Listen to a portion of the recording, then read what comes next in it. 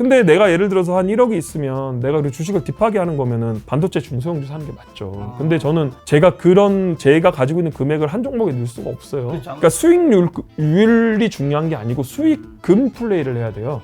주식은. 저는 주식 투자 말고는 소위 말하는 신부상승이라는 게 되게 힘들다고 보고 있거든요. 저는. 물론 부동산도 좋지만 부동산은 진입장벽도 높고 그 다음에 금리 레벨이 또 예전처럼 1, 2% 갈 수는 사실 없는 거거든요. 지금 한 3, 4%대로 수렴된다고 하면 저는 주식 투자가 제일 좋은 답인 것 같아요. 젊은 사람들한테는.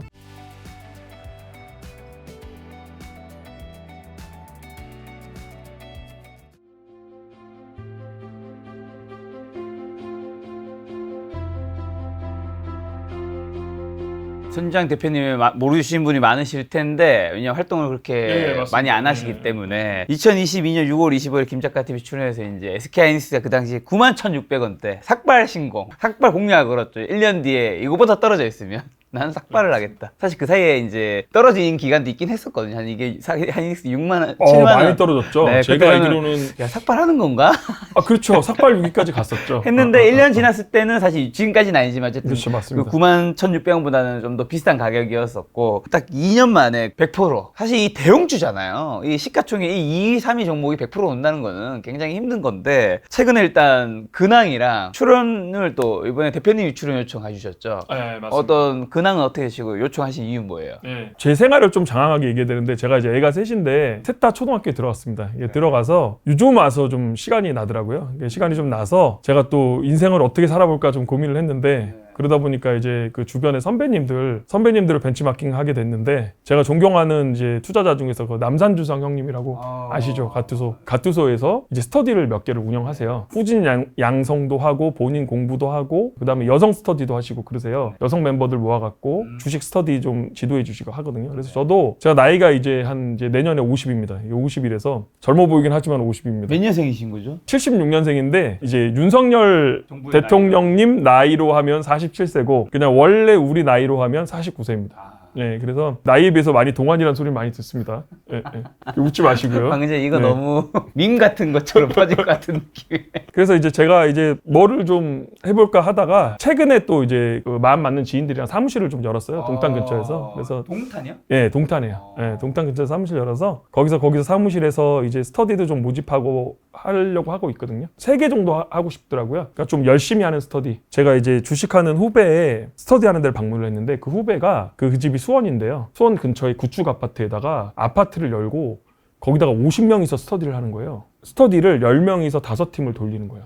그래갖고 매일 스터디를 하더라고요. 그래서 제가 그때 갔는데 평일날 7시 반에 갔는데 11시 반까지 스트레이트로 4시간을 스터디를 하더라고. 그러니까 이 스터디라는 게 이제 그 기업 분석한 거 발표하는 스터디를 말씀드린 거예요. 다 이제 직장인이다 보니까 그 7시 반에 와서 11시 반까지 평일날 스터디하는 게 쉽지가 않거든요. 근데 그거 보고 좀 열심히 살아야겠다는 또 생각을 많이 해서 좀 제가 참여할 수 있는 스터디도 하나 만들고 그 다음에 그 대구에 있는 이제 포즈랑님이라고 제가 또 존경하는 투자자 계시는데 그분은 이제 약간 이제 후진 양성하면서 스터디를 관리해 주시는 그런 것도 있더라고요. 그래서 그런 스터디도 하나 하고 싶고 전 남산형님처럼 또 여성 스터디 같은 것도 좀 해서 좀 이렇게 저변을 넓히고 싶다 이런 마음도 들어서 근데 제가 또 지명도가 되게 낮잖아요. 그래서 지명도를 올리려면 김 작가님 채널에 나오는 게 제일 좋을 것 같아서 그래서 제가 이제 여기 한번 출연을 하고 또 하이닉스 마무리도 져야 되니까 사실 그렇죠. 네, 그래서 그 얘기도 하고 제가 김 작가님 버프 받아가 스터디 홍보도 좀 하고 그러려고 이제 최근에 이제 모집하려고 계획 세우고 있습니다. 아직 모집 공고는 안 냈고요. 그래서 좀 여러 가지 좀 해보려고 합니다. 그럼 이제 하이닉스부터. 하이닉스. 바로 본론 들어가요? 본론 가야죠. 그게 네네. 제일 핵심이니까. 알겠습니다. 대표님의 핵심은 이제 홍보니까 그거는 이제 우리 채널에서 하이닉스를 얼마나 잘 설명해 주냐에 따라서 알아서 사람들이 들어올 겁니다. 하이닉스 2022년 6월 25일에 정말 강력하게 추천했죠. 뭐 삭발 신공까지. 실제로 이제 1년 지나서 떨어졌더라도 했을지 안 했을지 알 수는 없지만 여러분 어쨌든 한 면의 영상에 그 기록을 남긴다면 삭발 커트라인을 안 넘겼어요. 왜냐하면 91,600원보다 1년 후에 낮으면 삭발한다는 건데 그때 11만 원, 12만 원 가 있었어요. 네, 10만 원 넘게. 근데 이제 어쨌든 지금 올랐으니까 일단 그 당시에 왜 그렇게 강력하게 추천했는지랑 실제로 그때 말한 이유 때문에 오른 건 아닐 수도 있잖아요. 이유란 건 계속 바뀌는 거니까 추적 조사하면서 뭐 더 물을 탔을 수도 있고 맞습니다.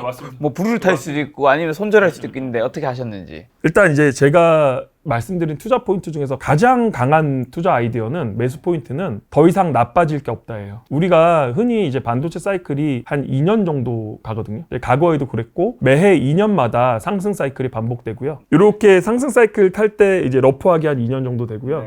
하락 사이클 탈 때가 한 러프하게 또 한 2년 정도 돼요. 앞선 사이클을 좀 얘기하면은 앞선에 이제 상승 사이클일 때가 2017년이었거든요. 2017년은 소위 말하는 이게 서버 사이클이었어요. 클라우드 업체들 있잖아요. 아마존, 그 다음에 뭐 페이스북, 마이크로소프트 이런 회사들이 서버를 갖다가 증설하면서 하이닉스 기준으로 레거시 반도체가 한 마진이 한 40% 50% 나왔었거든요. 그래서 그때 이제 슈퍼 사이클이라고 뭐 난리가 났었어요. 그래서 그때 사이클이 하나 있었고 그 직전에는 우리가 아는 저기 코로나 사이클이에요. 공급망이 교란이 됐었거든요. 근데 공급망이 교란이 되니까 이제 물류가 안 돌잖아요. 근데 계속해서 이제 물류가 안 도니까 반도체 디램 수요가 부족해지는 거예요. 물류가 안 도니까. 그래서 이제 가수요 같은 게 나타나고 그 다음에 우리가 이제 언택트라고 옛날에 생각나세요? 언택트 수요라 그래갖고 집안에 갇혀 있으니까 막 PC랑 뭐 서버 수요 같은 거 되게 많이 늘어났었거든요. 그래서 그런 사이클이 있었고 근데 그게 이제 물류가 돌아가다 보니까 상대적으로 어떻게 돼? 물류가 이제 공급이 활발해지다 보니까 이제 디램 공급 같은 공급망들이 풀려버리고 그다음 언택트 수요가 줄어들고 그러면서 하락 사이클이 왔어요. 근데 하락 사이클이 왔는데 근데 거기다가 뭐까지 있었냐면은 그 러우 전쟁까지 왔었죠. 러우 전쟁 왔었고 그다음에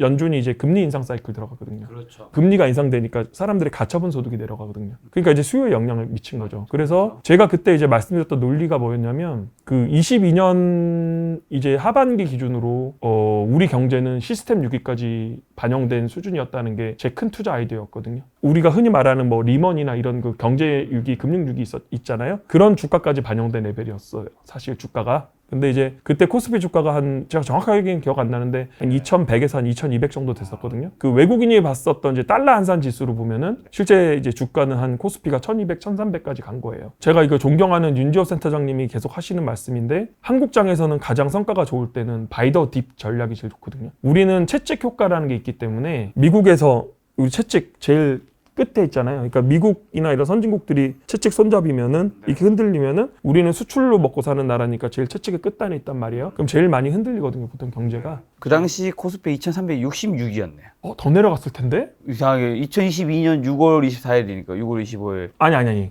연말에 더 내려갔어요. 아, 그렇죠. 네, 최저점 기준으로. 연말. 네, 한 2,200 정도. 연말에 2,100인가? 2,100에서 2,200 정도 갔습니다. 2,150인가요? 맞아. 제가 잘한 거랑 실기한 거를 좀 말씀드리면 보통 이제 하이닉스가 PBR 1배 정도에서 저점을 형성하거든요. 근데 제가 그때 하이닉스가 이렇게 크게 적자가 날 거라고 생각 못 했어요. 22년 3분기, 4분기, 그 다음에 23년 1분기까지 적자가 났나? 제가 정확하게 기억 안 나는데 22년에 3, 4분기, 23년 1분기 뭐 이때까지 적자가 막 몇십 조씩 났거든요. 그때 이제 제가 잘못 본 거죠. 저는 이제 왜냐면 하이닉스가 9만 원대 주가면은 PBR 0.9배대라고 생각했거든요. 흑자면은 자본이 계속 쌓이니까 PBR은 내려가지 않으니까. 근데 이제 그건 제가 잘못 본 거고. 근데 그럼에도 불구하고 이제 계속 말씀드린 얘기지만 주가는 우리가 점으로 잡을 수 없거든요. 주가를 점으로 잡는 거는 하나님 영역이거든요. 뭐 7만 300원이 저점이야. 뭐 6만 9,800원이 저점이야. 이거는 사람의 영역으로는 할 수가 없어요. 근데 다만 9만 원대에서 7만 원대가 이 저점, 선으로 보면 저점 구간이라는 걸 알 수 있었던 거죠.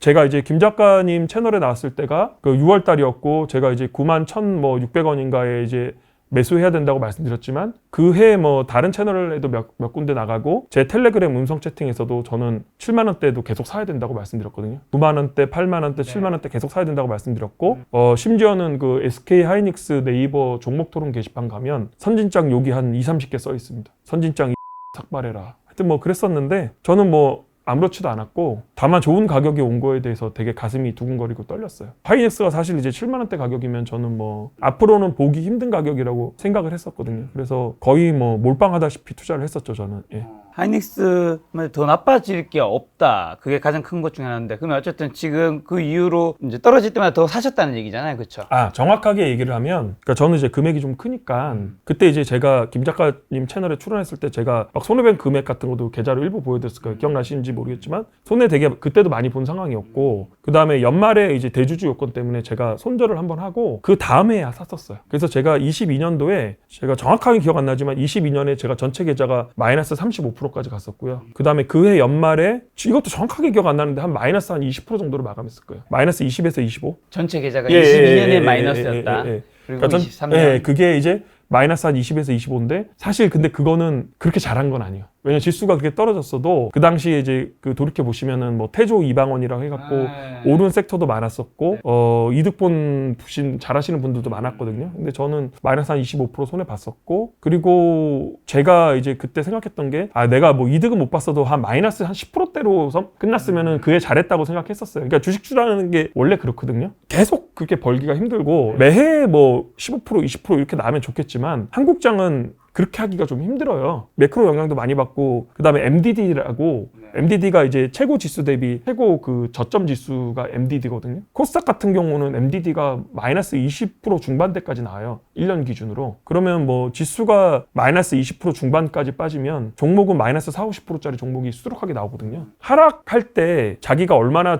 자기 컨빅션 있는 종목을 보유하고 길게 가지고 있냐가 되게 중요해요. 저 같은 경우는 이제 보통 이제 주식을 현금 100%를 가지고 있으니까 코스닥이 한 마이너스 20% 이상 빠지면 그때는 좀 레버리지를 일부 쓰기도 하거든요. 예, 그래서 그때 대비해서 이렇게 제가 사고 싶은 종목 리스트도 마련해 놓고, 얘가 좀 빠졌는데, 그래서 아무튼 제가 실기하긴 했지만 9만 원대부터 7만 원대까지는 굉장히 튼튼한 하방이 있다고 생각했고, 반도체 사이클상 회복할 수밖에 없었다고 생각했거든요. 반도체가 보통 바닥을 어떻게 다지냐면요, 이제 보통 재고가 쌓인다는 기사가 되게 많이 나오기 시작해요. 재고의 그 뭐라 그러죠? 단위만 틀려요. 그러니까 2019년에는 기사 보시면은 뭐 몇 조 단위로 재고가 쌓였다는 말이 나왔고, 22년에는 몇십 조 단위로 재고가 쌓였다는 말이 나왔거든요. 거의 역대급 재고였거든요. 그 다음에 그때쯤 가면은 각종 경제 전문가들이 나와서 우리나라 망했다, 막 금융위기다 막 나오기 시작해요. 뭐 좌파 정권일 때는 우파 경제 전문가가 나와서 망했다고 하고, 우파 정권일 때는 좌파 경제 전문가가 나와서 우리나라 망했다고 하거든요. 그러니까 스토리가 다 똑같아요. 그 다음에 이제 이렇게 신문에서 뭐 우리나라 뭐 위기다 나오고 뭐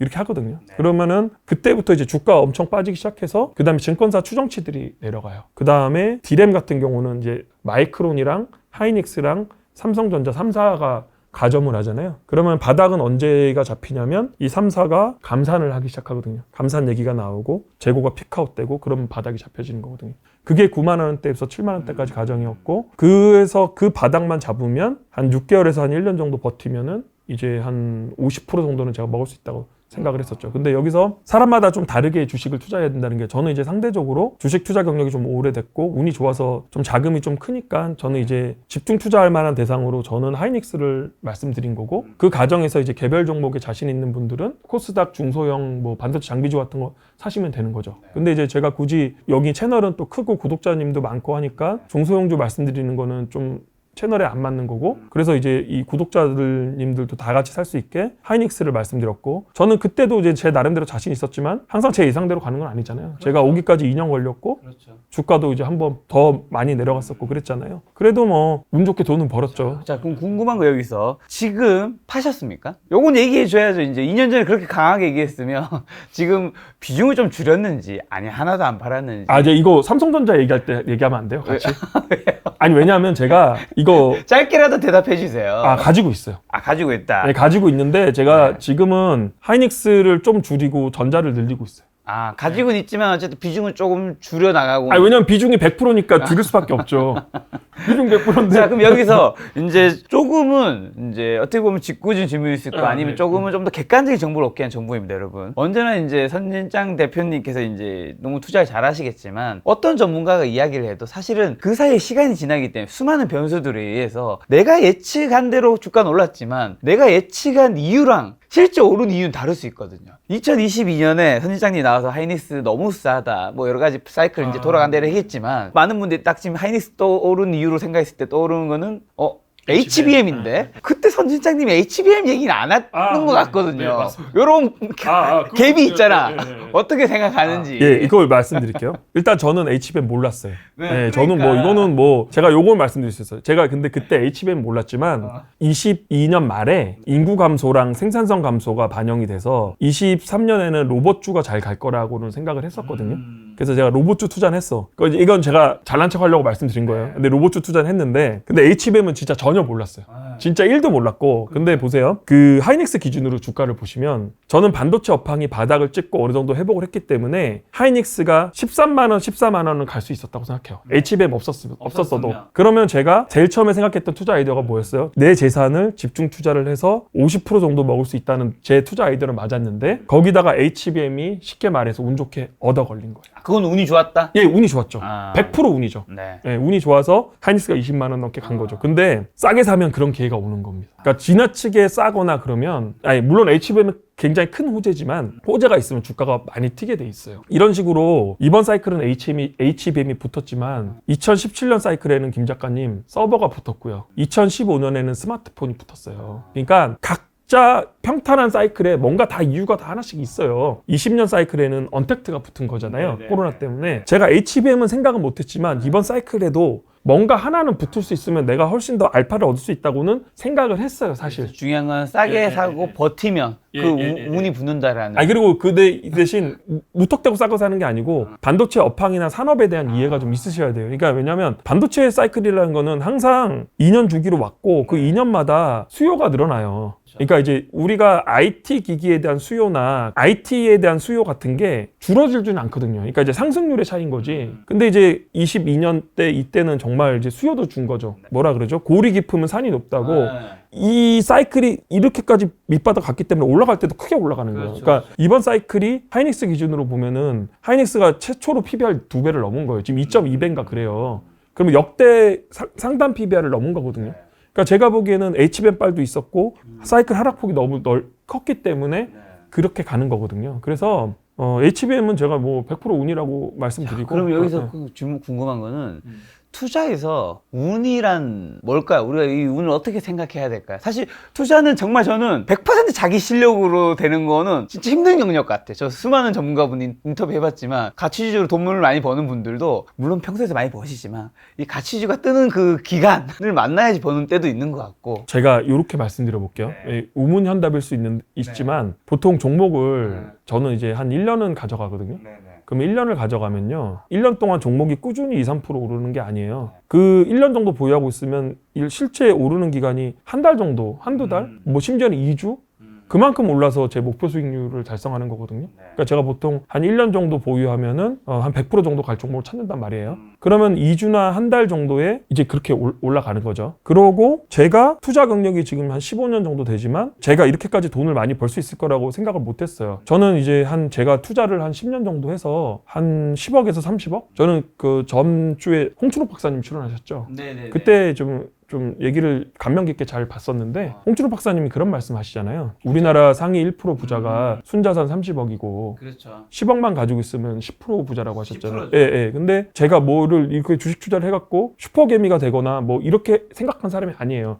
물론 지금도 슈퍼개미 아니지만 투자를 꾸준하게 올바르게 하다 보면은 기회가 오는 거거든요. 그게 운의 영역이에요. 그러니까 제가 투자를 한 15년 했지만 지금 정도 자산을 번 게 한 21년, 그 다음에 23년, 요때가 제 전재산의 한 뭐 20년, 21년, 23년의 전재산의 한 90% 정도 번 거거든요. 그러니까 이게 복리로 계속 쌓이다 보니까 자산이 쌓이는 속도가 최근에 이제 많이 오를 수밖에 없는 거고, 그렇죠? 제가 작년에 이제 자산이 불어나면 이제 작년에 많이 벌면은 작년이 제일 큰 거겠죠. 그리고 그 다음에 아까도 얘기했지만 한국장에서는 바이 더 딥일 때 용기 내야 된다고. 그럴 때 이제 20년, 21년 때 많이 벌었고, 투자에서의 운의 영역이라는 거는 본인이 그냥 올바른 방향성을 가지고 꾸준히 열심히 투자를 하다 보면 운이 오는 시기가 있는데 그 운이라는 거는 그냥 자기 본인도 어쩔 수 없는 거죠. 그러니까 열심히 하다 보면 뭐 하나님이 감동해서 운을 주시겠죠. 뭐. 자, 그러면 사이클 계속 얘기해 주셔서 지금 반도체 사이클 지금은 그럼 어느 지점 정도 와 있고 이거 언제까지 좀 지속될까요? 지금 이 좋은 반등 사이클? 이게 지금 사실 지금 좋은 거랑 나쁜 거가 약간 좀 상충해 있거든요. 나쁜 점은 적어도 기한상으로는 지금 사이클이 이 막바지 기간이에요. 아까 제가 그 보통 상승 사이클 2년이라고 했잖아요. 그럼 아주 러프하게 봐도 우리가 23년 1월부터는 주가가 올랐거든요. 그렇죠. 사실요. 그럼 23년 1월부터 주가 올랐다고 치면은 지금 23년 1월부터 치면은 24년 1월 가고 25년 1월 되면은 주가가 상승 사이클 끝나는 거예요, 사실. 2년이라고 했잖아요. 반 이상 지나간 거죠. 아이고 큰일 날 뻔했네. 뻑큐를 1년 반 정도 된 거죠 지금. 네, 그렇죠. 그렇게 따지면은 이제 얼마 안 남았다. 예, 얼마 안 남았고 그다음에 지금 말하는 AI 사이클이라는 것 때문에 사람들이 이번에는 슈퍼 사이클이다라는 이런 얘기를 많이 하시는데 근데 그거는 이번에도 다르다라는 거는 저번 사이클과 저저번 사이클도 다 있었던 얘기거든요. 2017년 때도 하이닉스가 그 최고점 대비해서 PER이 3배, 4배 갔었어요. 그래서 그때 이번에 슈퍼 사이클이라고 했지만 어떻게 됐습니까? 결과는 서버 디램 가인 공급 나왔었잖아요. 증설을 크게 해서 정리를 하자면 이제 리스크로 볼 만한 거는 이제 상승 사이클 2년으로 봤을 때는 막바지 구간인 거 맞고 그 다음에 이번에는 다르다라는 게 항상 전 사이클에도 안 통했다는 거. 근데 좋은 점은 우리가 이제 HBM을 빼놓을 수 없거든요. HBM은 주문형 메모리예요. 여기서 요 얘기도 좀 해야겠다. 제가 이제 소위 말하는 이제 방송 전문가나 이제 기관 투자자 아니라서 제 배움은 되게 많이 낮을 수 있어요. 그다음 저는 이제 근근히 이제 먹고 사는 생계형 전업 투자자라 참고만 하시고 너무 맹신하거나 이렇게 하시면 안 될 것 같아요. 그러면 이제 HBM 얘기 계속 해보면 HBM이 이제 주문형 메모리예요. 주문형 메모리라는 거는 뭐랑 비슷하냐면은 파운드리랑 비슷하거든요, 사실. 파운드리가 이제 주문받아서 하잖아요. 그러니까 디램은 원래 우리 레거시 디램이라고 하는 거는 커머디티예요. 그냥 생산해놓고 너네 사갈 거면 사가 이렇게 하잖아요. 근데 그 HBM은 이제 엔비디아한테 주문받아갖고 생산하는 거잖아요. 그 TSMC 같은 경우는 PR이 항상 30배 정도는 받고 있거든요. 비메모리 파운더리 주문받다 보니까 마진도 한 40% 정도는 유지하고 그러다 보니까 하이닉스랑 삼성전자에 비해서 PR 배수가 되게 높아요. 한 30배 정도 유지하고 있고. 근데 제가 이제 굳이 이런 말씀을 왜 드리냐면 이 밸류에이션이라는 게 HBM 때문에 달라질 수 있거든요. 그러니까 HBM은 이것도 이제 비공식적이지만 우리가 이제 시장에서는 지금 하이닉스 기준으로 한 OPM이 40% 50% 받는다고 하고 있거든요. 그 시장 전문가들이. 왜냐하면 뭐 엔비디아 같은 경우가 지금 뭐 마진이 뭐 65% 70% 뭐 이렇게 나오잖아요. 60% 후반대. 그래서 HBM이 한 40, 50% 나오는데 그러면은 요 HBM에 대해서는 쉽게 말하면은 파운드리 밸류를 줄 수가 있는 거예요. 1분기 하이닉스 매출이 한 12.5조 정도 되거든요.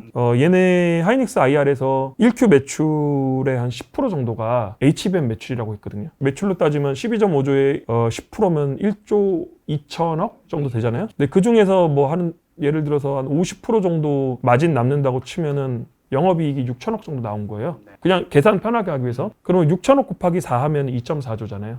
근데 그렇게 안 되겠죠. 왜냐하면 더 늘어나겠죠. 왜냐하면 연말 기준으로는 한 HBM 매출이 한 20%까지 늘어날 수 있다고 했으니까 그냥 그러면 예를 들어서 뭐 러프하게 올해 만약에 HBM으로 영업이익을 3조 했다고 치면 요 3조에 대해서는 PER 배수를 30배를 줄 수 있어요. 계산상으로는. 그럼 3조에 30억 하면 90조가 나와요. 시총이. 근데 그렇게 돼버리면은 밸류에이션 뚜껑이 열린 거죠. 그래서 그런 논리로 PBR이 2배수가 넘어간 거고. 그러니까 저처럼 PR로 하는 사람은 없어요. SOTP로. SOTP는 이제 이게 부분별로 이렇게 이제 밸류에이션 하는 거거든요. 근데 애널리스트들 논리가 다 그래요. 그래서 HBM 때문에 이제 이 상단을 연 거거든요. 그래서 최근에 목표가 28만 원, 30만 원 그렇게 나오거든요. 그래서 저는 하이닉스를 그냥 끝까지 한번 가보려고 해요. 추세 추종이라고 해야 되나요? 하이닉스가 이제 고점 대비해서 한 10%, 15% 떨어지면 그때 매도를 하려고 해요. 그러니까 뭐 하이닉스가 한 30만 원 갔어.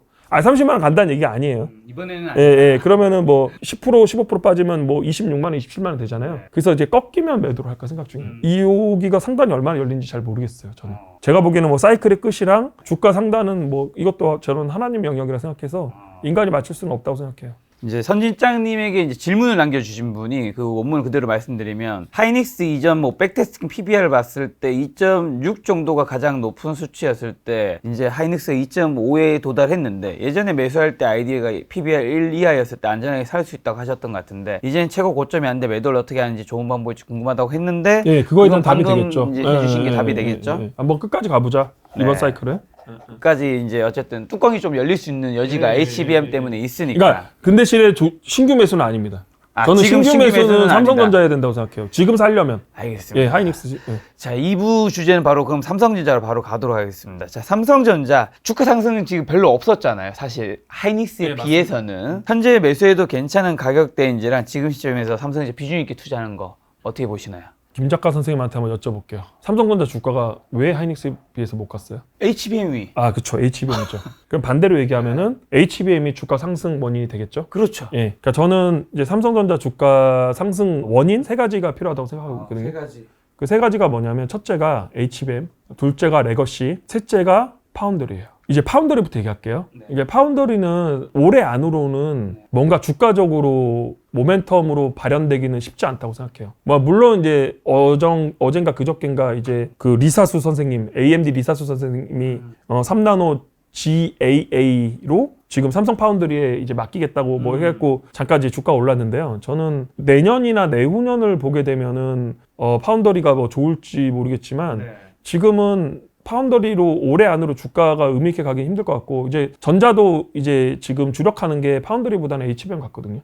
파운드리 뭐 좋은 호재가 있어도 어렵다는 의미인 건가? 아니면 파운드리 자체에 좋은 호재가 별로 없을 것 같다는 의미인 건가? 그 제가 그런 걸 모르죠. 그 제가 뭐 삼성 직원도 아니고 제가 냉철하게 투자자 입장에서 바라보면 올해 안에 뭔가 의미 있게 반영될 여지가 크지 않은 것 같아요. 이게 왜냐하면 전자도 파운더리가 좀 제가 보기엔 뒷순위 같거든요. HBM이 워낙 발등에 돌기 떨어져 갖고 그러니까 이게 파운드리가 무조건 안 된다 그런 건 아니에요. 예, 그런 건 아니고 주식쟁이다 보니까 약간 주가로 접근해야 되잖아요. 근데 올해 안에 파운드리가 의미 있게 모멘텀으로 발현된다는 좀 의문이 좀 있어요. 전자의 HBM에 대해서는 저는 되게 낙관적이에요. 오히려 이럴 때가 기회라고 생각해요. 그러니까 유튜브에 나와서 이제 전문가들이 삼성 욕하고 그 다음에 이제 댓글도 보면은 삼성 욕 엄청 적혀 있거든요. 그래서 저는 기회라고 생각하고, 근데 여기서 기회라는 게 뭐 내년부터 당장 잘 돼갖고 뭐 하이닉스 점유율을 엄청나게 뺏어오고 뭐 사실 그런 의미로 얘기하는 건 아니고 저는 뭐 당분간 하이닉스가 1인자 자리를 유지한다는 거는 변함이 없고 그리고 내년 내후년에 갈수록 계속 HBM 시장이 커지거든요. 그래서 뭐 이게 인더스트리 기준으로 26년, 27년 가면은 뭐 30%, 40%까지 올라간다는 리포트도 있거든요. 그래서 HBM 시장이 계속 커질 수밖에 없고 그럼 그 과정에서 저는 전자가 도태되기는 되게 힘들다고 보고 있거든요. 엔비디아도 사실 삼성전자가 필요할 거고요. 왜냐하면 하이닉스만 가지고 갈 수 없거든요. 내가 엔비디아 입장이라면은 굳이 하이닉스 솔벤더로 가갖고 하이닉스한테 마진 많이 주면서 하이닉스를 단독으로 이렇게 HBM을 가져올 이유가 없고요. 시기상으로는 뭐 시기까지 얘기하기는 좀 그런데 저는 뭐 연말까지 정도 보면은 HBM3 컬이 무난하게 날 거라고 생각하고 있거든요. 그러니까 현직자들 얘기를 좀 들어보니까 TSMC에 이제 코어스라는 라인이 있는데 그 라인 개조하는 데만 3개월 걸린대요. 연말 정도 되면 HBM 그 3E 컬 나올 것 같고요. 전자의 주가 포인트로 보는 게 내러티브는 HBM3E의 컬로 보고 있고요. 올해 하반기까지 보면은 그게 될 것 같고 숫자는 사실 모르겠어요. 숫자는 왜냐면은 양산을 해서 수율이 높고 그래야 숫자가 붙는 거라. 근데 전자가 지금 못하고 있는 거 컬만 받게 돼도 저는 주가에 되게 도움이 된다고 생각하고 있거든요. 가장 큰 포인트로 보는 거는 레거시예요, 사실. 레거시. 네, 근데 이제 레거시도 좀 의견이 많이 갈리거든요. HBM이 안 되니까 레거시 가지고 와갖고 레거시를 계속 얘기한다는 사람도 있고 레거시 때문에 숫자가 좋아지긴 하겠지만 이게 뭐 얼마만큼 주가에 영향이 있을까 이런 사람도 있지만 저는 레거시에 좀 컨빅션을 가지고 있어요. 그리고 계속 말씀드리지만 저는 굉장히 초호접이고 하수고 그래서 제 얘기는 틀릴 수 있다는 거를 감안을 하셔야 돼요. 하지만 지금 레거시도 모르시는 분도 계실 것 같아요. 레거시가 정확히 뭔가 HBM을 제외한 기존의 반도체를 얘기하는 거죠. 기존의 반도체들. 디램이랑 랜드 기존에 뭐 이제 핸드폰에 들어가는 거, 뭐 PC에 들어가는 거, 그 다음에 AI 서버 말고 이제 기존 서버에 들어가는 거 이런 게 이제 레거시죠, 소위 말해서. 근데 이 논리 자체도 되게 단순해요. 저는 항상 그 상식적인 선에서 주식 투자해야 된다고 생각하고 있거든요. 그러니까 제가 하이닉스 22년에 얘기한 것도 이제 좋아질 수밖에 없는 더 이상 나빠질 게 없으면은 그때부터 주가 바닥을 찍고 올라온다는 그런 논리잖아요. 근데 여기서도 마찬가지인데 하이닉스 같은 경우는 아예 HBM에 올인을 했어요. 그래서 지금 증설도 HBM만 하거든요. 어차피 3사가 생산할 수 있는 캐파라는 건 한정돼 있잖아요. 근데 지금 증설도 HBM만 했단 말이에요. 내년에도 이제 하이닉스는 이제 HBM 위주로 갈 거란 말이야. 계속해서 기존 캐파에서 HBM이 장식하는 물량이 늘어날 수밖에 없는 거거든요. 그리고 과거에 3사가 22년, 23년 이때 증설을 하나도 못했어요. 전자만 증설을 조금 한 상황이거든요. 그러면은 정리를 해보면 22년, 23년 이때 불황기에 삼성전자만 증설해서 삼성전자가 그때 이제 욕을 많이 먹은 거예요. 다른 데는 감산하는데 뭐 1등 전략, 초격차 뭐 이런 거 얘기하면서 혼자 증산해갖고 그때 완전 욕 먹었거든요, 전자가. 그때 그래서 주가 더 내려갔어요. 감산 안 한다 그래서. 근데 오히려 지금은 전자가 그때 했던 게 부메랑이 돼갖고 약간 이득이 될 수 있는 상황이 됐고 다른 이제 하이닉스나 그 다음에 이제 마이크론 이런 회사들은 이미 HBM에 집중하게 되고 그러다 보니까 레거시가 저는 가격이 되게 좋아지고 쇼티지가 나올 확률이 되게 높다고 생각을 해요. 근데 뭐 시기는 사실 의미가 없어요. 제가 얘기한 거 다 틀리니까 2년 뒤에 제가 왔잖아요. 1년 뒤에 올 줄 알았는데 근데 뭐 저는 뭐 올해 한 말이나 내년 초 정도 되면 레거시의 이런 이익이 HBM을 능가하는 시기가 올 거라고 생각하고 있거든요. 그때쯤 가면은 전자가 레거시로 넘버로 숫자가 찍히고 HBM 모멘텀 받는 그 순간이 사실 전자가 전고점을 넘을 거라고 생각하고 있어요. 근데 제가 그래서 이번 상승 사이클을 조금 더 길게 보는 것도 그 이유 때문이에요. 그러니까 저는 조금 더 갈 거라는 게 전자가 아직 전고점 못 갔거든요. 그렇죠. 예, 예. 그래서 저는 그런 상황이 오면은 전자가 전고점 갈 때까지는 좀 즐기고 전자가 전고를 가게 되면은 그때부터는 좀 조심할 필요가 있다. 자, 남은 한계가 그러면 첫 번째가 HBM. 말씀드렸잖아요. HBM은 제가 현직자 아니고 아무것도 모르기 때문에 예상하기 힘들지만 아까 얘기했잖아요. 엔비디아의 필요성과 그다음 전자가 지금 보시면은 경견 사장 경질하고 지금 그런 것들 움직임이 있었고 그다음 최근에는 뭐까지 소문이 도냐면 이건 찌라시인데 뭐 요즘 텔레그램 하도 좋아서 뭐 다들 아실 텐데 한미 본더가 지금 이제 전자에 들어간다는 얘기도 사실 지금 나오고 있거든요. 사실 전자가 이제 할 수 있는 거 다 할 거라는 얘기라서 저는 뭐 연말까지 보면은 콜 받을 수 있을 거라고 생각하고 있어요. 근데 제가 뭐 근거가 있어서 하는 말씀이 아니에요. 저는 항상 근거가 자, 없어요. 그러면 만약에 삼성이 HBM을 제외한 경우 주가 수준과 HBM 납품한다는 가정하에서 주가 수준 어느 정도 좀 봐야 될까요? 근데 지금은 HBM이랑 레거시가 돼야 전고가 넘어갈 것 같아요. 예, 그래서 그 수준이 한 10만 원에서 12만 원 아닐까 생각하고 있어요. 근데 이게 주가는 솔직히 예측하는 게 크게 의미가 없어요. 예, 저는 근데 이제 이번 사이클에 전고는 넘어갈 거라고 생각하고 있고 그 전고 넘어가면 뭐 10만 원에서 12만 원까지 열려 있지 않나. 그러면 이제 2022년 6월 25일에 출연할 때 SK하이닉스 91,600원 때 정말 완전 강력하게 머리 삭발식 공략 걸면서 이제 추천하셨는데 지금은 그 정도의 비중이 삼성전자 추천은 아니네요. 근데 그거를 이제는 나이도 먹었고 제가 뭐 여기 와서 뭘 또 삭발을 얘기를 해요. 그러니까 예, 지금은 예. 사도 충분히 괜찮은 건데 그러면 이제 아까 아니요, 컨빅션이 있어요. 근데 있는데 자기가 삭발해 그냥 그럴 거면 내가 바리깡 갖고 올게. 하이닉스 그러면 비중 지금 얼마 투자하고 계신지 모르시니까 잠깐만 하이닉스 비중을 몇 % 줄여서 삼성전자에 사셨어요? 근데 이게 요건 얘기할 수 있잖아. 예, 얘기할 수 있는데 근데 이거를 그대로 따라 하시면 안 돼. 그러니까 사실 제가 하이닉스를 이제 비중 100% 들고 있었잖아요. 그렇죠. 네, 100% 들고 있었는데 좀 옮겨서 이제 전자로 가고 있었어요. 그래서 하이닉스가 한 85% 뭐 이렇게 됐어요. 됐는데 그래서 제가 좀 마음이 바뀐 게 이제 하이닉스의 이런 상방이 좀 열려 있고 그럼 전자를 살 거면 이왕이면 제가 이제 현물 말고 선물 사자 그래서 선물 포지션을 갖고 있는데 선물을 그렇게 권장할 수 있는 그런 게 아니에요. 이 방송에서. 예, 그래서 이제 저는 안 줄이고 이제 선물로 샀는데 선물은 이제 뭐 이제 레버리지가 되게 커요. 그래서 이제 그렇게 권할 건 아니고 그래서 아무튼 삼성전자도 지금 상당한 비중으로 가지고 있어요. 자, 그러면 작년에 이제 어쨌든 2022년 6월 25일 출연하고 지금 2년 정도 지났잖아요. 그럼 그 사이에 다른 뭐 혹시 하이닉스만 사신 건 아닐 테니까 다른 좀 성공하셨던 투자랑 좀 실패했던 투자도 있을 수 있으니까 뭐 한 가지 좀 좋은 사례 좀 왜 샀고 왜 팔았고 뭐 수익률 손해는 어떻게 됐고 이런 거 좀 후기 좀 공유해 준다면 합격 후기 같은 거죠. 예, 알겠습니다. 제가 투자하고 있는 거랑 다 겹쳐서 이제 투자 끝나면 말씀드릴 수 있는데 이제 개별 종목 얘기하기는 좀 그렇고 제가 이제 여기 녹화하기 전에 제가 김 작가님한테 제가 23년 제 계좌 수익금 보여드렸거든요. 핸드폰으로. 네, 봤습니다. 보여드렸고 정확하게는 5개는 이미지였고 1개는 제가 계좌 들어간 걸 봤습니다. 그러니까 되게 크더라고요. 그러니까 5개 중에 5개 다 보면은 시간 낭비니까 끝나고 내가 4개도 보여줄게 그냥. 그러니까 제가 캡처한 거 5개 중에서 김 작가님한테 랜덤으로 찍으라 그랬어요. 그게 제일 큰 금액. 제일 큰 금액 랜덤으로 찍으라 그래서 큰 금액을 들어가서 이제 그걸로 제가 보여드렸어요. 그거 봤습니다. 2013년 1월부터 12월까지 5개 다 보여드린 거는 많이 보셨더라고요. 그러니까 그것까지만 하시고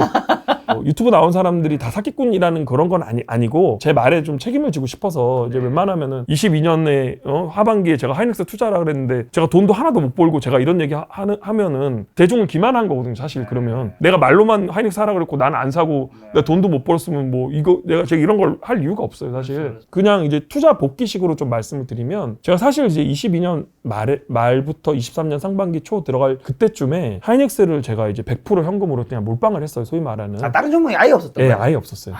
몰빵을 하고 하이닉스 평단이 이제 7만 원대다 보니까 이것도 아까 말씀드렸어요. 제가 9만 원대부터 샀는데 손절하고 대주주 양도세 때문에 손절하고 다시 산 거예요.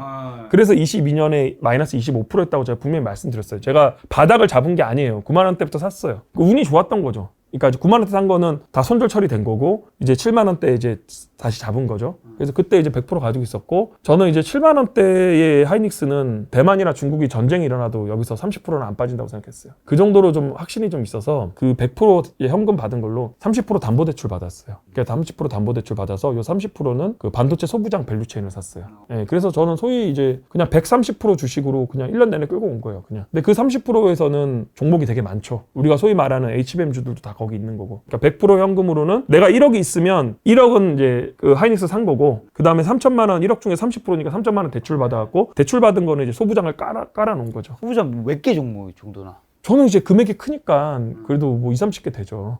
예. 근데 왜 현금은 올인해서 한 종목 딱 사는데 나머지 30%는 어쨌든 그 현금은 더 작은 거잖아요. 100%에 30%니까. 그럼 왜 이렇게 많은 종목을 사세요?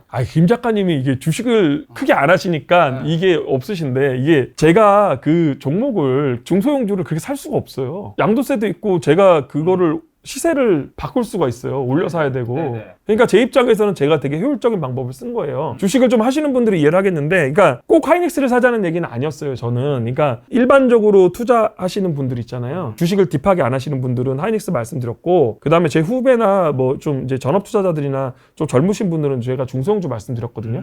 그 개인적인 모임에서. 근데 내가 예를 들어서 한 1억이 있으면 내가 그 주식을 딥하게 하는 거면은 반도체 중소형주 사는 게 맞죠. 근데 저는 제가 가지고 있는 금액을 한 종목에 넣을 수가 없어요. 그렇죠. 그러니까 수익률이 중요한 게 아니고 수익금 플레이를 해야 돼요. 그렇죠. 주식은. 그렇죠. 그렇게 해야지만 저는 더 시너지가 나니까 제가 그렇게 한 거죠. 그래서 반도체 소부장에 30% 정도 넣었던 것들 20개, 30개 종목이 여기서도 큰 수익이 났나요? 그렇죠. 여기서도 큰 수익이 났죠. 레버러지 효과까지 해서 이제 23년에는 되게 좋았죠. 그러니까 사실 이제 제가 코로나 때는 저가 되게 계좌가 되게 많이 안 좋았어요. 근데 그때는 제가 단지 이제 그 생각만 했거든요. 그러니까 이게 주식이 너무 비정상적으로 싼 가격이라 여기서 손절하지 말고 정상적인 시장이 올 때 버티자고 생각했고 그렇게 했던 게 되게 운이 좋아서 이제 좋은 성과가 났고 23년은 제가 소위 말하는 전문 용어로 아다리가 맞은 해죠. 주도주를 잡은 거죠. 반도체가 주도주였잖아요. 그러니까 아니 저 근데 궁금해요. 그러니까 너무 투자 잘 하시지만 그래도 분산을 계란을 뭐 한 바구니에 담지 말라고 하지 그렇다고 해서 너무 많이 담으면 안 좋겠지만 너무 반도체에 몰빵한 거 아니에요? 저 투자를 그렇게 해야 된다고 생각하고 있거든요. 예. 2개 정도라도 자기가 아는 종목에 집중해야 된다고 생각하고 있고 근데 이게 부동산 위주로 하시는 분들은 이런 사고방식을 이해를 못 하는데 그냥 가장 쉽게 설명드리면 이런 거예요. 반포자이 33평이 15억에 나온 거예요 지금. 어떻게 하시겠어요? 사야죠. 그러니까 그거랑 똑같은 거라니까요. 거의 뭐 평당 1억인데. 그러니까 그거랑 똑같다니까요. 저는 하이닉스를 그렇다고 생각했어요.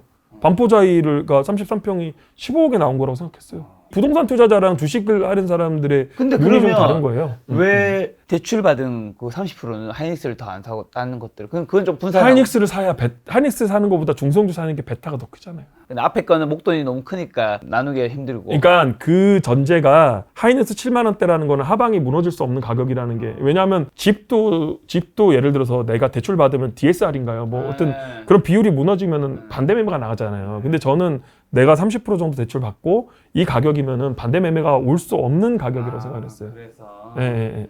자, 알겠습니다. 그렇게 이제 강력하게 하이닉스를 추천했다가 지금 큰 돈을 벌었어요. 그리고 제가 이 얘기도 좀 한 번만 더 드릴게요. 네. 그러니까 이제 투자라는 게 이제 보시면요, 여러분. 소위 말하는 이제 이렇게 투자하시는 분도 있어요. 그러니까 자기가 주도주를 잡아야 된다고 이렇게 말씀하시는 분이 있는데 내가 주도주를 미리 알아서 잡는 게 아니거든요. 내 기준에 맞고 싸고 요런 종목들이 있는데 그다음에 이제 반드시 우리나라에서는 뭐도 봐야 되냐면 섹터도 봐야 돼요. 그러니까 섹터가 왜 중요하냐면 예를 들어서 지금 2차 전지 같은 경우 뭐 별로 안 좋잖아요. 그러면 2차 전지에서 좋은 종목을 찾게 되면 섹터가 안 가게 돼 보니까 섹터 멀티플이 죽어버리니까 이제 이 2차 전지 밑단 밸류체인이 잘 안 가요. 여기 좀 어렵냐. 쉽게 얘기하면은 엔터주 있잖아요. 엔터주가 지금 하이브랑 YG랑 그다음 SM이 지금 안 좋잖아요. 엔터 산업이. 근데 사실 보시면 요번에 큐버 엔터는 실적이 좋게 나왔거든요. 근데 큐버 엔터를 사버리면 힘들어요. 우리나라 장에서는. 그래서 우리나라 장에서는 반드시 산업을 좀 봐야 돼요. 그러니까 미국은 그런 게 없어. 상대적으로 덜한데 우리나라는 그런 게 되게 심해요. 섹터가 가야죠. 예, 섹터를 보고 이제 밑에 밸류체인을 골라야 되거든요. 근데 이제 마찬가지로 이번에 전력기기로 많이 버시는 분들도 전력기기가 주도주라고 해서 산 게 아니에요. 그러니까 그분들이 이제 산업 스터디를 통해서 전력망이 불안전하고 전력 공급이 많이 필요하고 이제 그런 걸 알고 그다음 전력기기가 싸다 그래서 간 거지 그거를 우리가 전력기기가 주도주네 뭐 이렇게 하는 게 아니거든요. 그러니까 제가 말하는 투자의 운이라는 게 그런 거예요. 그러니까 투자를 10년 이상 꾸준히 열심히 하다 보면 자기가 정말 운이 올 때가 있는데 그런 경우거든요. 제가 말하는 운이라는 거는 나는 똑같이 했어 하던 대로 싼 거 찾았어. 남들이 안 보는 거 찾았어. 그렇게 하다가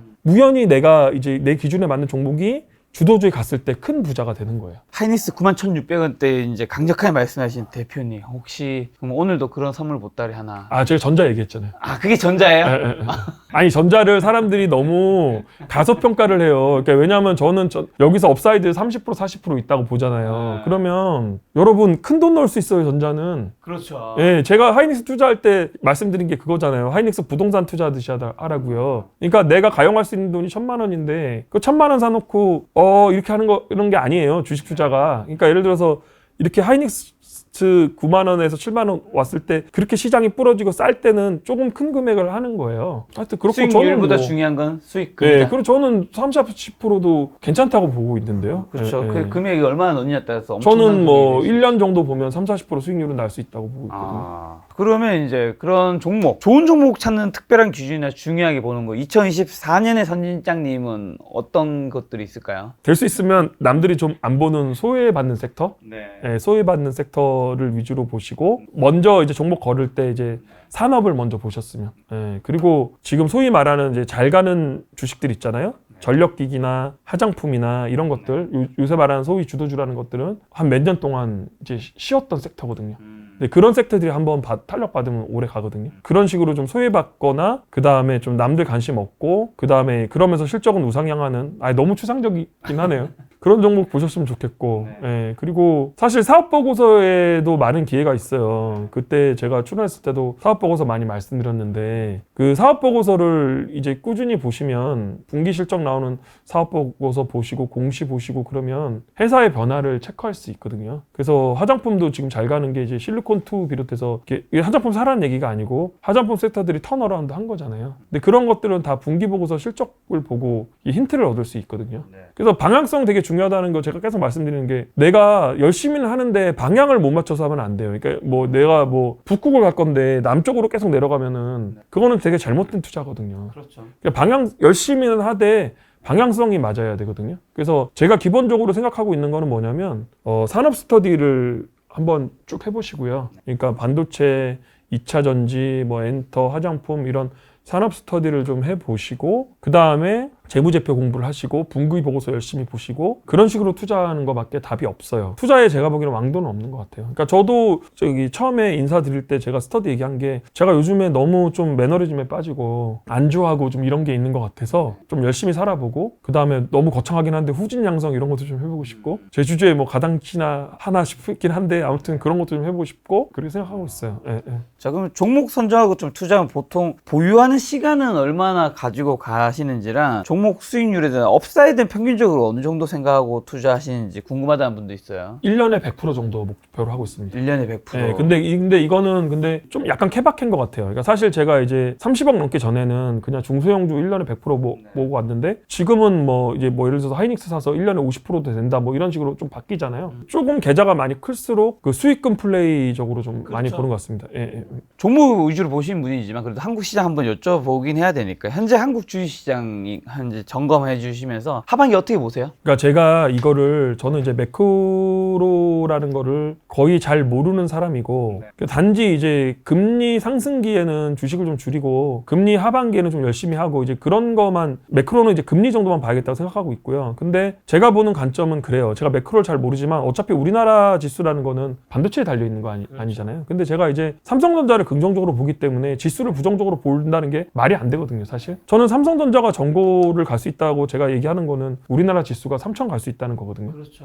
근데 사실 이게 웃기는 게 제가 여기 적어왔는데 코스피가 3,300일 때 그 정고점에 우리나라 시총이 2,307조였어요. 지수가 2,700 초반일 때 시총이 우리나라 전체 코스피 시총이 2,210조거든요. 이게 100조도 차이 안 나잖아요, 김 작가님. 그러니까요. 이거 왜 그랬겠어요? 계속 IPO 하는 거예요, 계속. 우리나라 시장은 계속 IPO가 되니까 지수가 오를 수가 없는 거예요. 그러니까 신규 상장주들이 계속 나오는 거예요. 그러니까 사실 그 3,300일 때 시총이랑 지금 시총이랑 몇십 조 차이밖에 안 나잖아요. 예, 예. 그러니까 되게 문제가 많은 거죠. 그러니까 이제 우리나라 장은 인덱스 투자하면 안 돼요. 지수 투자를. 미국 같은 데나 인덱스 투자하는 거지. 맞아. 증시에 예, 예. 돈은 어느 정도 한정적일 텐데 그게 새로 상장되는데 그러니까 시총으로 희석된다고요. 지수가 맞아요. 안 오른다고. 그러니까 계속 지수가 오를 수가 없다니까. 시총으로 희석되니까. 지수에 투자할 거면 예, 지수 투자하면은 한국 가셔야 말고 돼요. 미국 예, 가고. 미국 가야 돼요. 지수가 3,000 정도 찍으면 우리나라가 아마 시총 기준으로는 과거 3,300을 훌쩍 넘을 겁니다. 아마. 지금 희석된 게 많아갖고. 그래서 저는 뭐 하반기에 이제 전자가 간다는 거 생각하고 있으면 지수를 나쁘게 보지 않겠죠. 그래서 저는 코스피 지수 뭐 한 3,000 그 정도 갈 수 있다고 생각하고 있고, 근데 이제 삼성전자가 전고를 넘으면 그때부터는 조금은 긴장을 하고 주식을 할 것 같습니다. 뭐 주식을 다 접겠다 그런 얘기는 아니고요. 그때부터는 좀 긴장하면서 하차 시기를 좀 생각하면서 할 것 같아요. 자, 요즘 또 뜨거운 이슈잖아요. 금투세. 결국 시행된다면 선진장님이 혹시 해외 주식에 대한 비중을 크게 높이실 생각이신지, 국내 주식 비중을 만약 줄이실 생각이라면 혹시 주위에 교류가 잦은 다른 투자자분들도 같은 생각인지 시청자분 질문이 있었습니다. 근데 이게 되게 금투세가 이게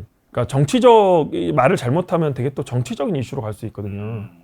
그래서 저는 이제 정치는 저는 중도거든요. 그러니까 저는 민주당 찍을 때도 있고 국힘 찍을 때도 있고 뭐 왔다 갔다 한 사람이에요, 사실. 일단은 제가 생각하기에는 세금은 내야 될 수밖에 없어요. 지금 우리나라 이 구조상. 왜냐하면은 계속 노령 인구가 늘어나고, 그렇죠. 그 다음에 이제 부양 인구 늘어나는데 젊은 층은 없으니까 세금을 내야 되긴 하는데 그게 이제 좀 시기랑 절차의 문제가 좀 있다고 생각을 하고 있거든요. 굳이 지금 이 시기냐라는 의문이 첫 번째가 있고, 조금 더 이제 뭐 상법 개정이나 거버넌스 문제를 좀 개선을 해서 지수가 우리나라 지수가 한 3,000에서 4,000 정도로 좀 유지되는 상황에서 좀 해주면 어떻겠나.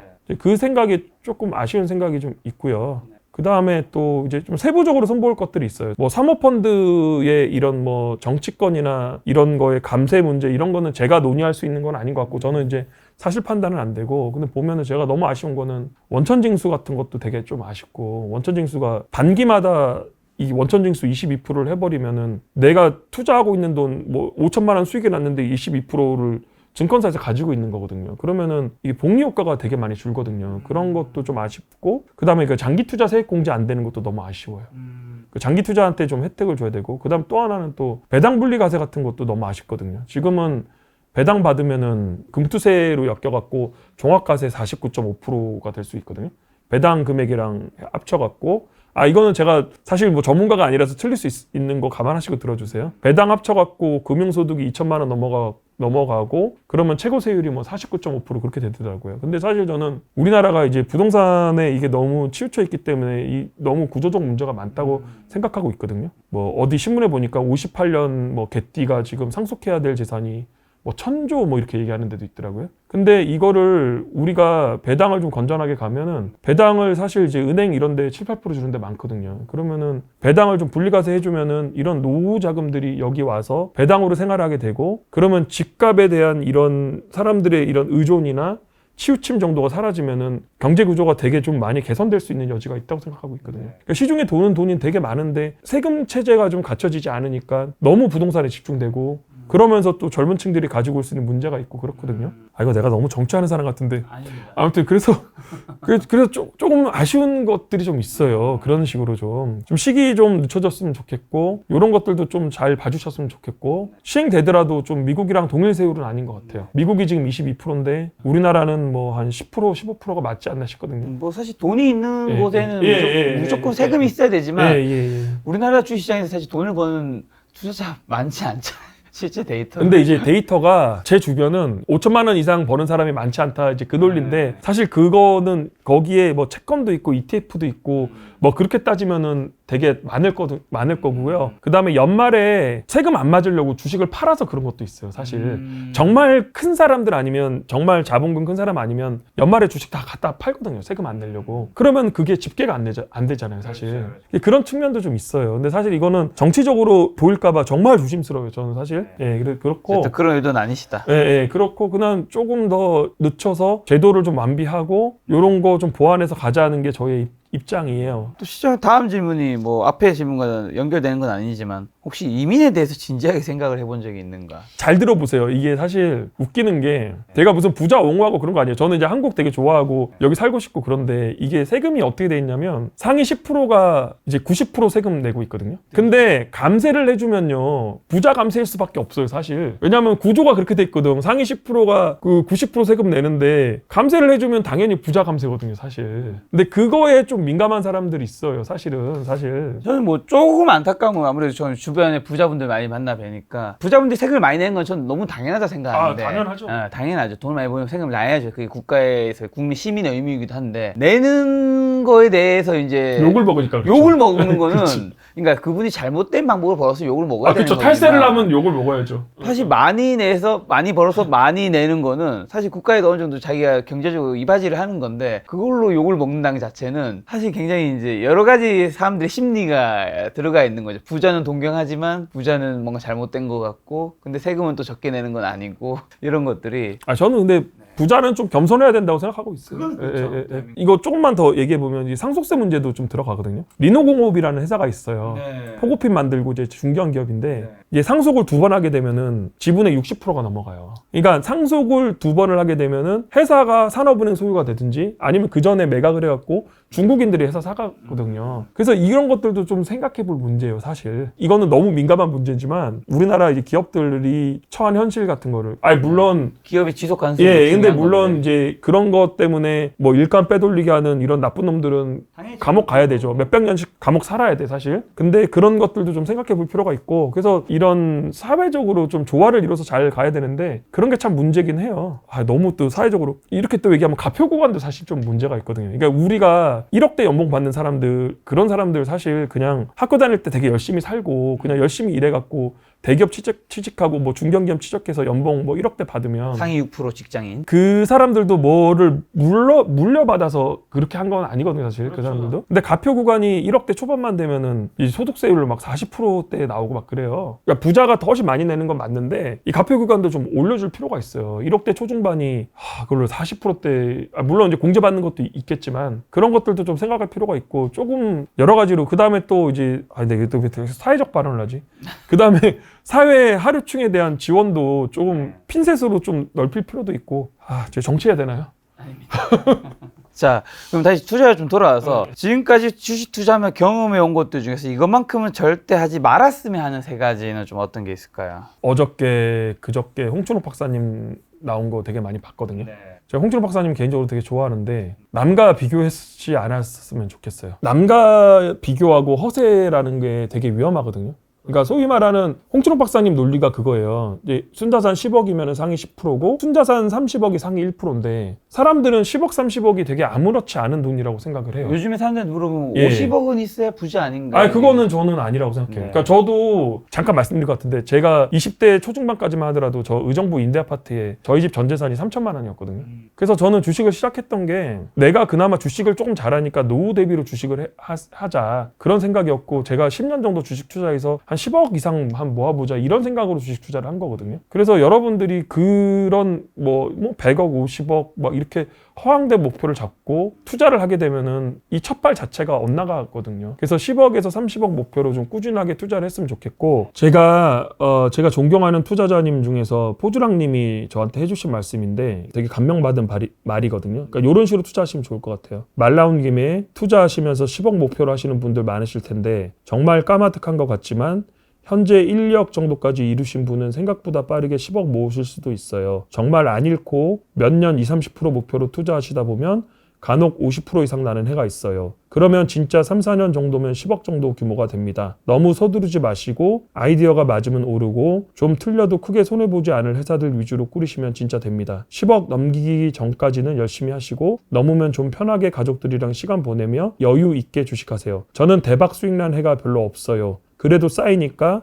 방향만 맞으면 시간이 해결해 줄 거라 생각합니다. 이런 식으로 투자를 좀 하셨으면 좋겠고 이렇게 투자한다는 전제는 본인이 열심히 한다는 거는 반드시 깔려 있어야 됩니다. 또 하나 더는 그 지나친 레버리지 투자예요. 그러니까 이 사람이란 게 누구나 빨리 가고 싶은 욕심이 있거든요. 근데 보시면 우리나라 코스닥 MDD를 보시면 코스닥이 지금 연평균 MDD가 20% 초반 정도 돼요. 그 플루토 리서치라는 텔레그램이 있는데 거기서 제가 이제 자료 따왔는데 거기 보면은 평균이 20% 초중반 되거든요. 그 코스닥 지수가 20% 초중반 내려가면은 개별 종목은 마이너스 40, 50% 나가거든요. 그러면 소위 말하는 지수 고점에 자기가 진짜 핫한 종목 따라가서 레버리지 쓰면 그냥 바로 시장에서 아웃돼요. 그 본인이 가장이 그렇게 함으로 인해서 그 밑에 있는 식구들이 괴롭다는 거를 반드시 인지를 하셔야 돼요. 남과랑 비교하지 말기, 방향성으로 투자하기, 그 다음에 지나친 레버리지 쓰지 말기. 자, 그러면 이제 평소에 멘탈 관리는 좀 어떻게 하는지, 멘탈 기복. 사실 이 투자에서 굉장히 중요하잖아요. 왜냐하면 차트는 오르고 내리고 하니까. 멘탈 기복이 원래 별로 없으신 분인지. 제가 원래 조금 되게 외향적이고 그래서 좀 스트레스 덜 받는 편이고요. 그러니까 이제 멘탈은 좀 타고난 것도 있는 것 같아요. 그러니까 좀 무신경한 거죠. MBTI에서 T랑 F 중에 T시죠? 그럼 그것도 모르겠어요. 감성과 이성 중에. 감성이라고요? 눈물도 많고? 근데 제가 되게 다혈질이에요, 또. 주식 투자랑 좀 거리가 멀어요. 주식 투자는 좀 이성적인 사람이어야 되잖아요. 그렇죠. 근데 저는 또 그렇게 감정 풍부하고 그 대신에 좀 계좌 왔다 갔다 하는 또 되게 초연해요. 22년 같은 경우는 엄청난 손실 봤거든요. 그때 대호한테 보여줬는데 대호가 자기가 이 정도 손실이면 한강 마포대교 갔었다고 그렇게 말할 정도로. 근데 그런 거 좀 둔감하고 반대로 또 수익 많이 날 때도 막 그냥 그렇게 막 그렇지 않아요. 사실요. 23년 수익 보여드렸잖아요. 그냥 뭐 무덤덤해요, 사실. 자, 그럼 매도 후에 폭등하는 주식이 있을 수 있잖아요. 그럴 때 멘탈 관리. 이거 약간 벌었음에도 불구하고 약간 허탈함이 있을 수 있단 말이죠. 근데 그것도 이제 약간 경험치가 좀 있어요. 시장이 리먼 때는 제가 본격적으로 투자를 안 했지만 리먼 때도 소소하게 투자를 하고 있었고 제가 말씀드린 투자 경력은 2010년, 11년 제가 깡통을 3번 차고 2010년, 11년부터 본격적인 투자를 했거든요. 그 경력만 말씀드리는 거고 제가 리먼이나 코로나 같은 것도 겪었고 그렇잖아요. 그래서 멘탈은 또 그런 데서 또 하락장 봤으니까 그런 데서 나오는 것도 있고 그 다음에 종목은 저는 이제 저점 매수랑 고점 매도는 사실 저는 하나님의 영역이라고 생각해요. 그거를 사람은 할 수 없다는 전제를 깔고 있어요. 약간 이제 개인 투자자들은 종목이랑 사랑에 많이 빠지고 그다음 종목풀이 적으니까 거기에 몰입을 하다 보니까 굉장히 스트레스 많이 받는데 저는 그냥 내가 잘못 매도했으면 나 그냥 다음 거 사면 되지. 그렇게 마음 가지면 가고 있어요. 자, 선진장님이 이제 자산이 순자산 기준으로 세 자리는 되시죠? 세 자리는 되죠. 네. 그럼 이제 수백억 대인 거잖아요. 그러니까 최소 100억 대 이상은 되는 거잖아요. 그렇죠? 예. 그렇게 하고 해주죠. 네, 되시는데 뭔가 그러면 이제 되게 부유한 뭐 경제적 여유가 있는 삶을 사실 것 같다고 생각하실 것 같은 많은 사람들이 위에 상위도 보면 이제 뭐 좋은 거지만 그래도 이제 그 자산에 비해서는 약간 소박하다고 보이는 것 같은데 혹시 집이라든가 차 같은 거는 좀 어떻게 되게 좋은 집과 좋은 차 뭐 이렇게 타고 가시나요? 지금 제가 전세 3억 5천에 살고 있고요. 구를 얘기할 수 있나요? 구까지는 좀 그렇고 예, 경기도에 경기도에 네. 전세 3.5억 살고 있고 차는 제가 원래 모닝을 타고 다녔어요. 모닝? 예, 근데 애가 셋이라 모닝은 그것도 폐차시켰어요. 제가 10 몇 년 타고 다니다가 폐차시키고 최근에 차를 1, 2년 전에 제가 볼보를 샀거든요. XC90. 그래서 그럼 패밀리카를 샀고 동네에서는 레일을 타고 다녀요. 저는 막 그렇게 실생활에서 돈이 그래 많이 필요할까요? 꼭 절약해야 된다, 차를 안 사야 된다, 이제 그런 건 아니고. 근데 무조건데 저는 이제 젊으신 분이면은 차를 사는 건 절대 반대예요.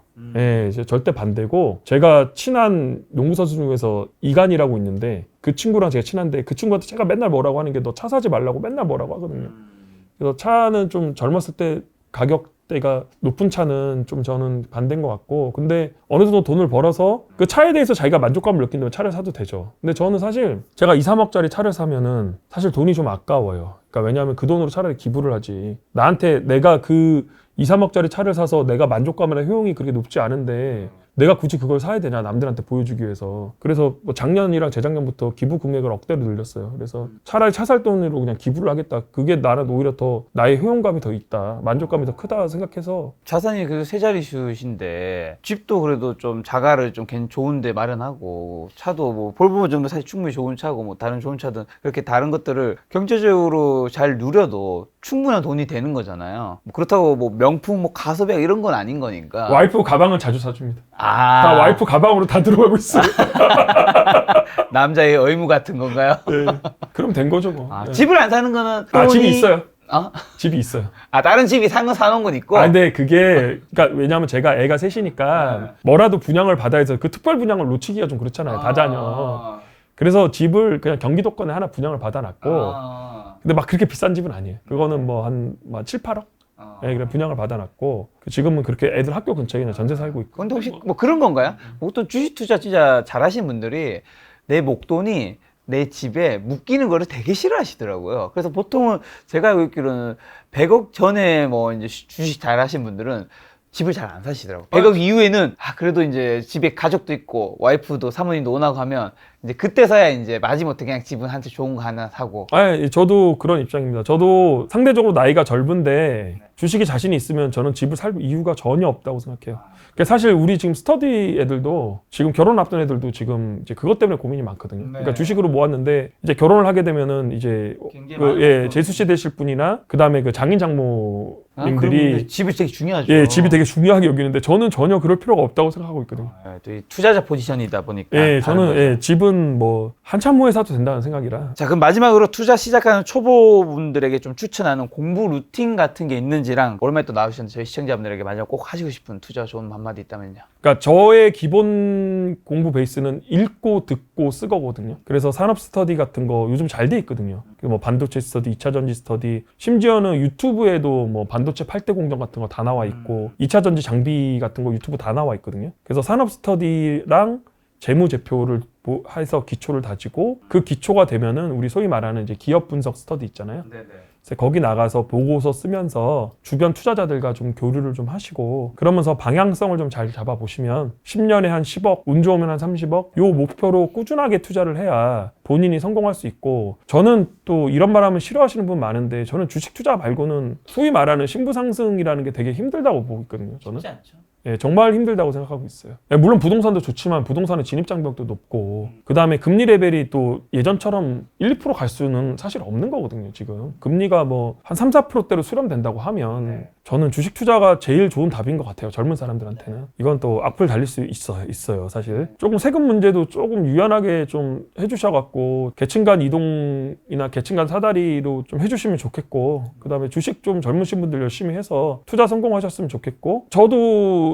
투자할 때 저도 워낙 없다 보니까 제가 그냥 한 40대 후반, 50대 초반 돼서 한 10억 정도 있으면 저희 애들이 그냥 제 투자하는 방법 물려받아서 저 애들 때 조금 더 부자가 되고 뭐 이런 식으로 저는 접근했는데 정말 운 좋게 하나님 은혜로 잘 풀린 거예요. 진짜로. 제 능력이 막 그렇게 탁월하다고 생각되지 않거든요. 열심히는 진짜 하셔야 돼요. 열심히 진짜 하셔야 되고 그렇죠? 방향성 맞게 좀 투자하시면 좋겠고 그 다음에 하고 싶은 말은 아까 그 말입니다. 제가 아까 포주랑님 말씀이라고 했던 그 투자 그거 있잖아요. 그거 여기 한번 올려주세요. 제가 캡처해서 보내드릴 테니까 여기 딱 올려주시면 예, 그렇게 하시면 좋을 것 같고 유튜브 와이스트리 나갈 때 이제 유튜브 안 나온다고 했거든요. 근데 이게 항상 변수가 생겨서 이제 안 나온다는 말 하면 안 될 것 같아요. 예, 세상에 절대란 절대라는 게 없어요. 절대라는 게 없고 조금 제가 하고 싶은 말이 있거나 그러면은 뭐 나올 거고 정채진 투자자님 되게 좋아하거든요. 존경하고 정채진님도 이제 요즘에 보시면 유튜브 나와서 그런 말씀 하시더라고. 자기가 이제 하고 싶거나 하기 싫거나 이런 게 두 가지 옵션이 있으면 하는 방향으로 많이 한다고 그러더라고요. 그러니까 저도 나이가 좀 드니까 나이가 많지는 않지만 하고 싶은 쪽으로 많이 가고 싶고 근데 사실 제가 1년 정도 두문불출한 데는 사실 좀 이유가 있어요. 얘기가 또 빠지네. 제가 이제 좀 상처를 받아서 사실. 그래서 상처라는 게 댓글? 악플은 절대 아니에요. 악플은 제가 상처 절대 안 받아요. 야 이 새끼야 삭발하라 이 정도는 그냥 언어 유희. 근데 저를 사칭하시는 분들이 있어요. 근데 그 사칭이 유사투자자문에서 사칭하는 게 아니에요. 김 작가님도 뭐 유사투자자문에서 사칭 많이 하잖아요. 그런 사칭이 아니고 약간 뭐라 그러죠? 선을 넘는 사칭이 있어요. 그 주식 투자자들 뭐 이렇게 단톡방 같은 데 있잖아요. 익명방.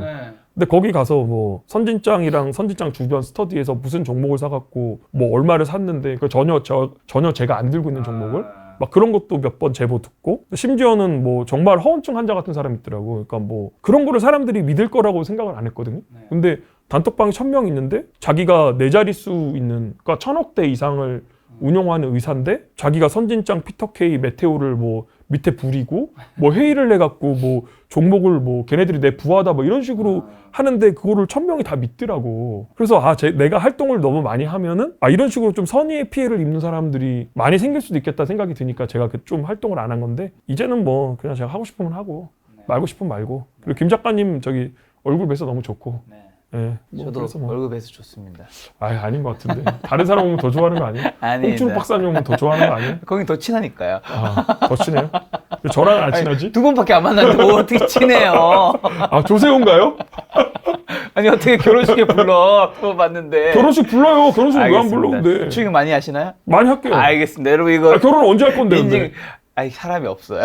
아 이 사람이 진짜 내가 결혼한 게 더 빠를 수도 있어. 2년 내에 결혼하셨잖아요. 내가 다 결혼한 게 더 빠를 수 있어. 내가 새 장가가는 게 더 빠를 수 있다고. 2년 내 반드시 아, 와이프 보면 안 됩니다. 이거 편집하세요. 네. 2년 내 반드시 결혼하도록 하겠습니다. 네, 알겠습니다. 무엇보다 이제 선 실장님께서 2022년 6월 25일에 SK하이닉스 91,600원대 추천을 강력하게 하셨는데 그때 같이 이제 올바른 투자 잘 하셨던 분들은 아마 충분한 수익이 나셨을 것 같아서 너무 기분 좋은 영상이실 것 같고 그리고 이번에는 그런 선물 못 때 그때만큼이 강력한 건 아니지만 삼성전자 이겨주셔서 저 또한 주주로서 굉장히 아니, 뿌듯한 얼마나 강력한 건지 마음을 가지고 내년을 기다리도록 하겠습니다. 내년 상반기에 다시 한번 선장님 모셔보도록 하겠습니다. 오늘 만나뵐 손님은 선진장 대표님이었습니다. 지금까지 소중한 시간 함께 해주셔서 정말 감사합니다. 오늘도 김 작가였습니다. 고생 많으셨습니다. 감사합니다.